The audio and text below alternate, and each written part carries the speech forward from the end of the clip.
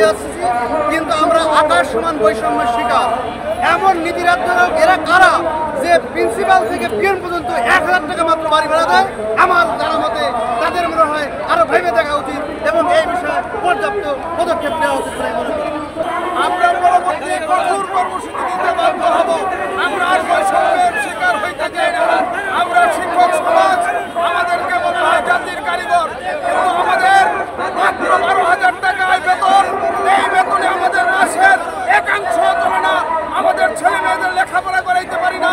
আমাদের সংসারে অভাব অনটন লেগে থাকে। এই অবস্থায় আমরা থাকতে চাই না। আমরা এর থেকে মুক্তি পেতে চাই। এখন সকল কিছুর মধ্যেই দ্রব্যমূল্যের ঊর্ধ্বগতি, এই বাজারে আমাদের টিকা মুশকিল। আমরা জাতির কারিগর হব। আমরা আমাদেরকে এই রাষ্ট্র এবং আজকে যারা রাষ্ট্র ক্ষমতায় আছেন তাদের দৃষ্টি আকর্ষণ করছি, আমাদের চাকরি জাতীয়করণ সহ আমাদের সকল দাবি দাবা তাদেরকে মেনে নিতে হবে। অন্যথায় এর জন্য আমরা বৃহৎ আন্দোলনের কর্মসূচি ঘোষণা করতে বাধ্য।